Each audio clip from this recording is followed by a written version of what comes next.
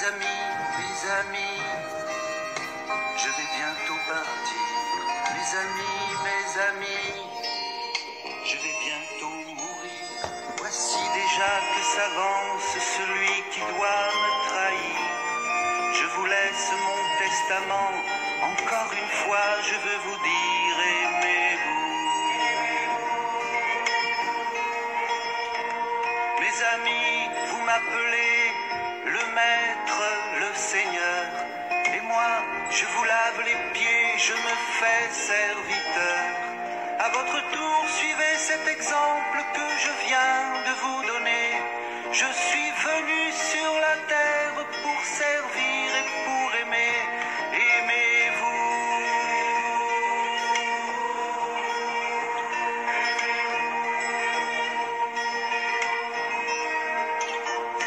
Aimez-vous les uns les autres comme je vous ai aimé. Pardonnez-vous les uns les autres comme le Père vous pardonne. Aimez-vous. Comme je vous ai aimé. Œil pour œil, dent pour dent, vous a-t-on appris? Et moi je vous dis, aimez vos ennemis. Si vous êtes mes vrais disciples, à ce signe on le verra. Vous aimerez vraiment les autres, tous les autres, quels qu'ils soient. Aimez-vous. Faut-il pardonner une fois, deux fois? Et moi je vous dis, pardonnez chaque fois. Lorsque tu vas faire ta prière, si tu te souviens que quelqu'un garde envers toi de la rancune, va d'abord lui serrer la main. Aimez-vous.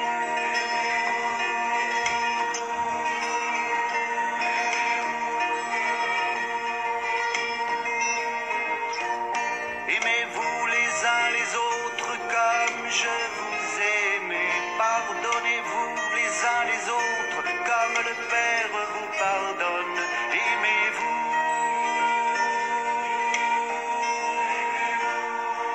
Comme je vous ai aimé.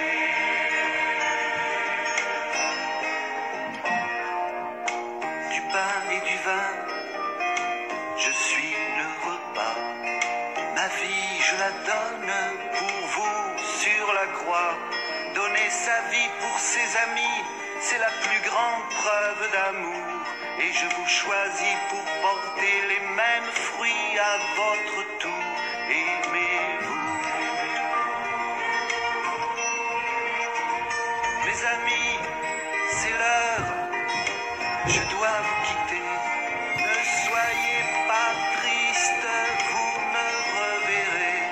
Comme la femme qui enfante change ses larmes en cris de joie. Vous verrez surgir ma présence et mon esprit vous apprendra à vous aimer.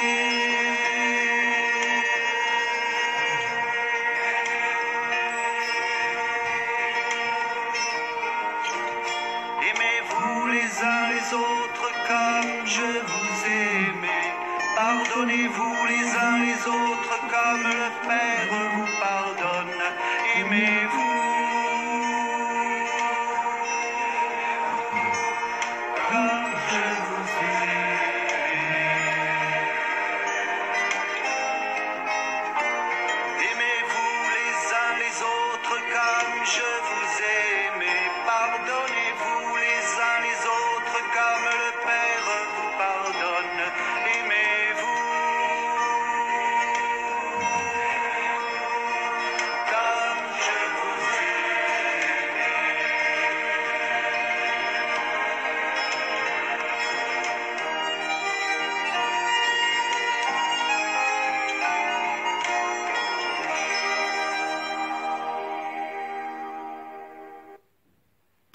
Chers amis, en ce vendredi saint, nous sommes invités à suivre le Christ dans sa passion jusqu'à la croix et jusqu'à la mort.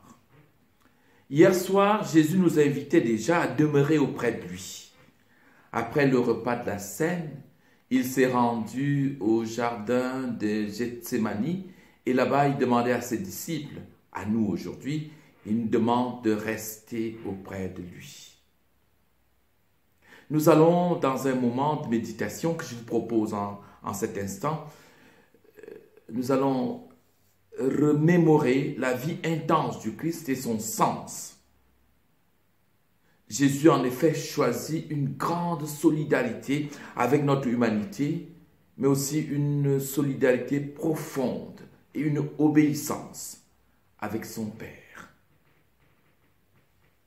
En regardant le Christ sur la croix, je dois vous dire que je suis personnellement frappé par cette solitude dans laquelle il est plongé. Au jardin de Gethsémani, alors que les disciples ne peuvent pas rester éveillés, c'est cette solitude tout au long de son procès, un procès si injuste, voire inique. Au moment où, dans son corps, il fait l'expérience de la souffrance et de l'épreuve, sans pouvoir y répondre, Jésus se sent seul. Il semble profondément seul, abandonné de tous, rejeté par tous. Mais non, Jésus n'est pas seul. Il est avec son Père. Mais rendons-nous compte, sur la croix, Jésus rejoint notre solitude profonde, la solitude dans laquelle beaucoup de nous, frères et sœurs, sommes confrontés. Dans cette solitude sur la croix, Jésus nous rejoint dans ce que nous pouvons ressentir de bouleversant en nous. Jésus nous rejoint. Il rejoint ses enfants et ses jeunes quand ils sont seuls, incompris de leurs parents. Quand ils sont seuls face à l'échec. Quand ils sont seuls à devoir assumer parfois des actes qu'ils ont posés dans leur immaturité. Jésus rejoint ses parents qui sont seuls à élever leurs enfants. Ces parents qui sont seuls à pouvoir affronter les affres de la vie. Il rejoint les personnes qui sont seules à chercher un enfant, à désirer un mariage, à rechercher un conjoint, un vrai, celui qui leur convienne. Jésus rejoint beaucoup de détresse des personnes qui se sentent seules. Jésus rejoint dans cette solitude les personnes qui sont seules face à la mort, seules sur un lit d'hôpital, surtout en ces jours-ci où, parce que nous sommes confinés, nous ne pouvons pas avoir dans nos lits d'hôpitaux les personnes qui viennent nous rendre visite. Il rejoint les personnes qui sont seules quand elles ont perdu un être cher ces temps-ci et ne peuvent pas faire leur deuil convenablement. Et ne peuvent même pas approcher le corps, le toucher. Ne peuvent pas vivre le deuil. Jésus les rejoint tous. Jésus rejoint les personnes qui sont au premier front de la maladie. Infirmiers, médecins, urgentistes ou personnel des ambulances qui sont là aussi, seuls, et ne savent pas comment vivre cette situation avec leur famille. Et pour certains, doivent vivre de grandes douleurs ou de grands traumatismes qu'ils subissent en étant toutes seules. Mais Jésus, dans cette solitude, rejoint aussi les personnes qui sont marquées par l'inquiétude. L'inquiétude de demain, après la pandémie. Comment réavoir un nouveau travail? Comment redémarrer dans la vie? Autant de questions qui nous taraudent, qui nous habitent et dans lesquelles Jésus nous rejoint. Nous ne sommes pas seuls. Dans ces réflexions, Jésus est avec nous. En ce vendredi saint, pensons à toutes ces personnes. Pensons aux parents qui doivent éduquer seuls un enfant handicapé. aux parents qui doivent tout seuls affronter parfois des situations les plus pénibles et qui se croient abandonnés de tous et qui parfois sont regardés, pointés du doigt ou regardés par les autres d'un regard quelque peu accusateur. Mais non, nous ne sommes jamais seuls. Jésus est avec nous. Et l'amour qui nous manifeste en ce vendredi saint nous permet de nous en rendre compte. Jésus porte en lui le visage de telle ou de telle autre personne, de tel ou tel membre de notre communauté chrétienne. Parfois, je me sens impuissant, sans réponse à donner humainement, sans solution à offrir, quand l'une ou l'autre personne vient me rencontrer pour me parler de ce qu'il peut traverser, de ce qu'il vit. Et je suis convaincu que beaucoup de mes confrères prêtres vivent les mêmes situations. Oui, Jésus, aujourd'hui, ce soir, alors qu'il vit une atroce passion, un jugement inique, Jésus nous invite à lever nous aussi les yeux vers la croix. Il nous invite à nous rendre compte qu'il s'est rendu solidaire de notre situation. De nous rendre compte que lui aussi, il était plongé dans cette solitude profonde. Il nous invite à nous en défaire, car la solitude sépare, la solitude isole, la solitude détruit l'homme, la solitude finit par nous rendre impuissants, inaptes à agir. Jésus nous invite à pouvoir aller au-delà de la solitude que nous pouvons ressentir. Jamais en Jésus-Christ, l'homme n'a jamais ressenti autant ce que l'homme peut ressentir. Jamais en Jésus-Christ, l'homme n'a jamais autant connu ce que peut connaître l'homme. Jamais en Jésus-Christ, l'homme n'a jamais été si proche des sentiments d'un autre homme. Lui, Jésus, sur la croix, connaît le cœur de l'homme.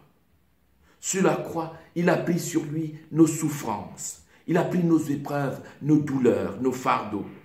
Il n'a pas fait semblant, Jésus. Il n'est pas resté extérieur, insensible.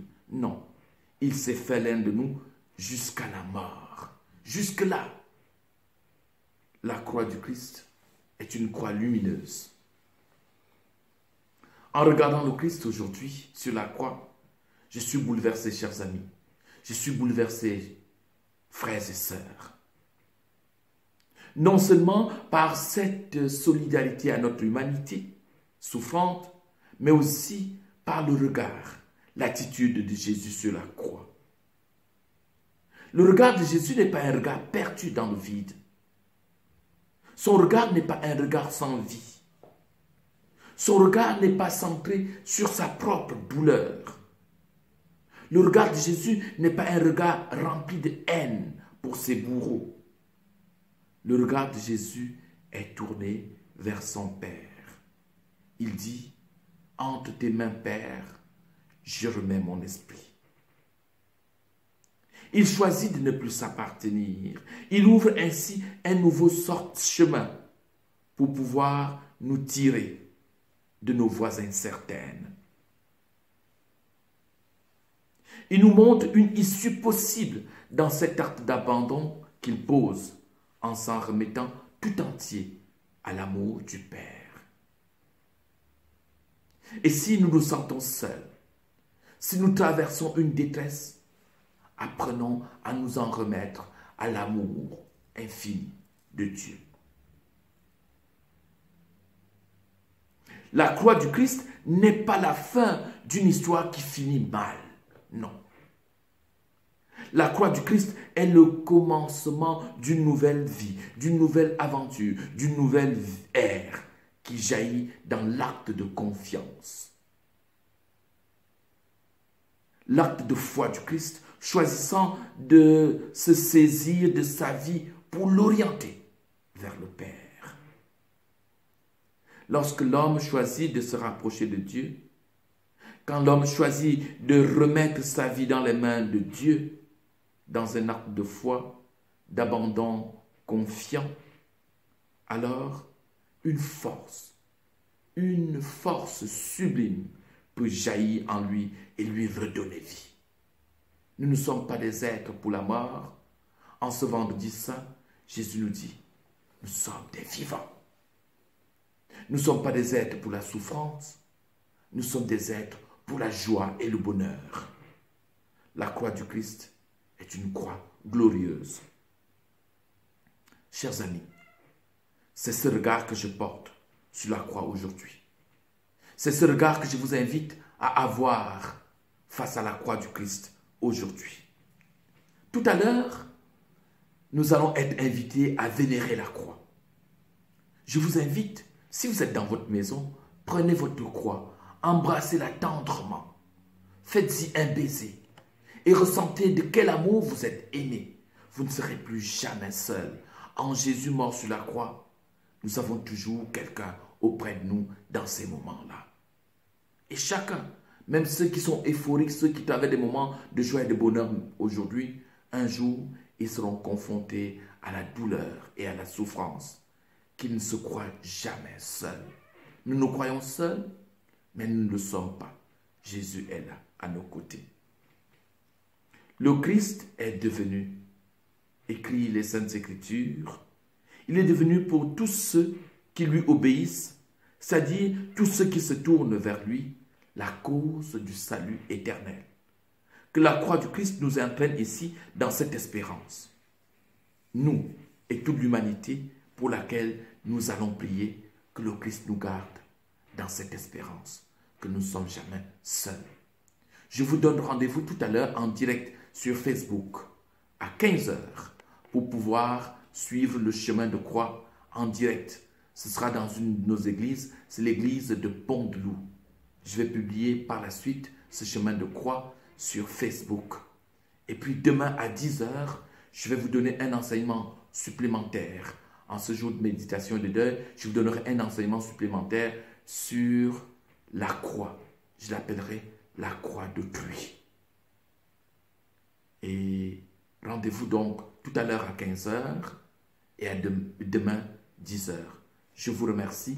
Que le Seigneur vous bénisse. Avant de terminer, et pendant que nous allons écouter cette musique, que je vous invite à écouter abondamment, je vais vous prendre la croix du Christ que je vais embrasser.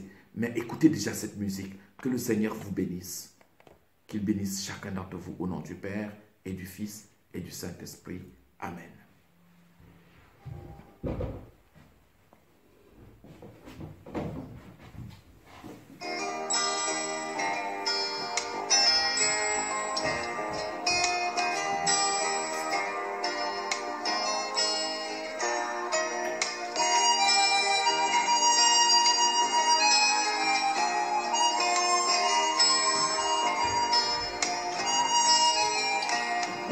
Mes amis, je vais bientôt partir.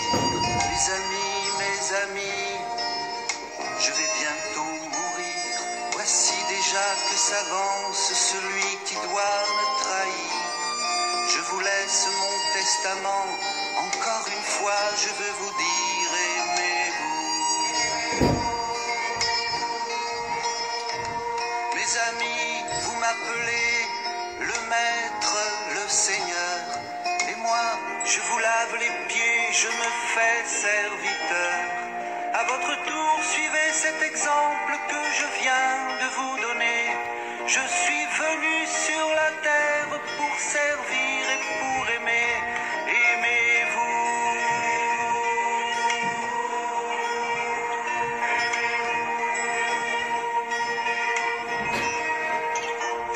Aimez-vous les uns les autres comme je vous ai aimé. Pardonnez-vous les uns les autres comme le Père vous pardonne. Aimez-vous comme je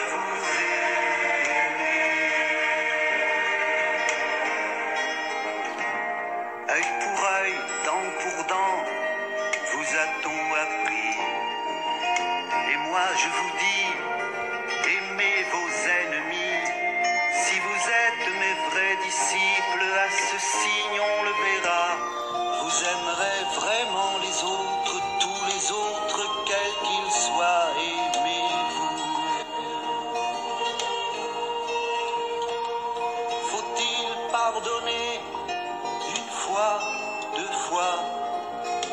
Et moi je vous dis, pardonnez chaque fois. Lorsque tu vas faire ta prière, si tu te souviens que quelqu'un garde envers toi de la rancune, va d'abord lui serrer la main. Aimez-vous.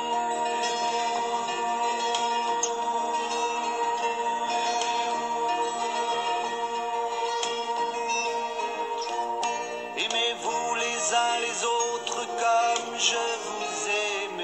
Pardonnez-vous les uns les autres comme le Père vous pardonne.